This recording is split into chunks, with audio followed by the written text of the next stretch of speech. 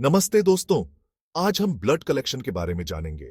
Blood collection medical diagnostics का बहुत important हिस्सा है। इससे डॉक्टर्स को पता चलता है कि आपके शरीर के अंदर क्या हो रहा है।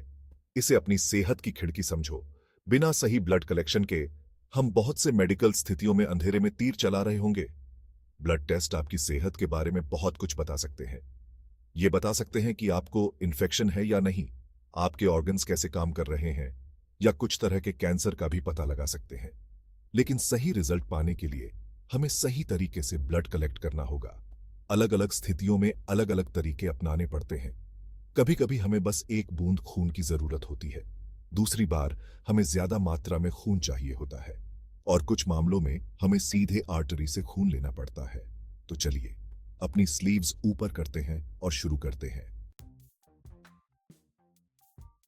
ठीक है, सबसे आसान तरीके से शुरू करते हैं।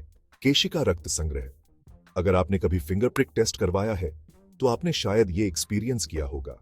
यह क्विक है, रिलेटिवली पेनलेस है, और जब हमें बहुत कम मात्रा में रक्त की आवश्यकता होती है तो यह परफेक्ट होता है। सबसे पहले हम एक जगह चुनते हैं, आमतौर पर उंगली या ईयरलोब। हम इन्फेक्शन को रोकने के लिए उस जगह को एंटीसेप्टिक वाइप से साफ करते हैं। फिर आता है चुभन। छोटा सा पंक्चर बनाने के लिए हम एक छोटे नुकीले लैंसेट का उपयोग करते हैं।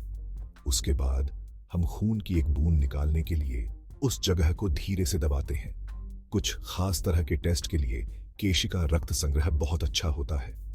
यह फास्ट है, यह इजी है, और यह कम से कम तकलीफ के साथ काम पूरा करता है। अब बात करते हैं उस मेथड के बारे में जिससे आप शायद सबसे ज्यादा वाकिफ हैं, वीनस ब्लड ड्रॉ। ज्यादातर ब्लड टेस्ट के लिए यही तरीका अपनाया जाता है। इससे हम ज्यादा मात्रा में खून कलेक्ट कर पाते हैं, जो कि कई तरह के टेस्ट के लिए जरूरी होता है। सबसे पहले हम एक अच्छी वेन ढूंढते हैं, आमतौर पर हाथ में। हम वेन को ज्यादा दिखाने के लिए उस जगह के ऊपर एक टूर्निकेट बांधते हैं। फिर हम उस जगह को एंटीसेप्टिक से साफ करते हैं।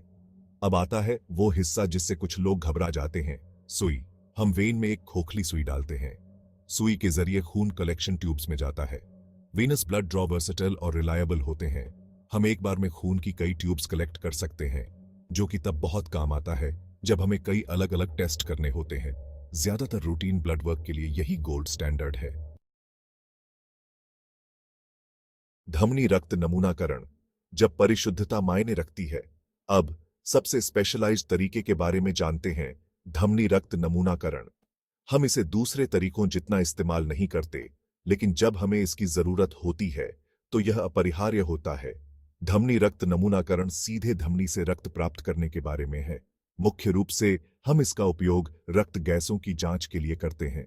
इसका मतलब है आपके खून में ऑक्सीजन और कार्बन डाइऑक्साइड के स्तर को मापना। यह सांस की समस्या वाले मरीजों या गहन देखभाल में रहने वालों के लिए बहुत महत्वपूर्ण है। यह प्रक्रिया वीनस या केशिका नमूनाकरण की तुलना में थोड़ी अधिक जटिल है। हम आमतौर पर आपकी कलाई में रेडियल धमनी से रक्त लेते हैं। यह एक सटीक प्रक्रिया है जो हमें महत्वपूर्ण जानकारी देती है, जो हमें किसी अन्य तरीके से नहीं मिल सकती है। ड्रा का क्रम, एक महत्वपूर्ण क्रम। चलिए एक छोटी सी डिटेल के बारे में बात करते हैं। ड्रा का क्रम, वीनस ब्लड ड्रॉ के दौरान अलग अलग ट्यूब्स को भरने का क्रम।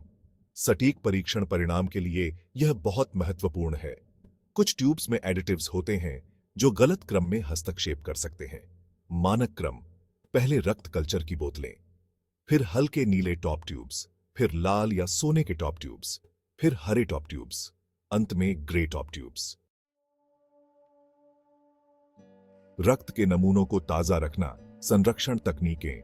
अब जब हमने रक्त एकत्र कर लिया है तो आगे क्या होता है?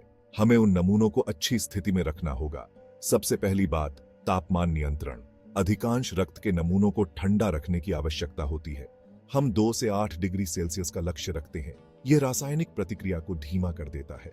कुछ नमूनों को शरीर के तापमान पर रखना होता है। समय भी महत्वपूर्ण है। कुछ परीक्षण जल्दी करने होते हैं। नमूनों को जल्द से जल्द पहुंचाना चाहिए। एडिटिव्स भी बड़ी भूमिका निभाते हैं। ये रक्त को स्थिर रखते हैं।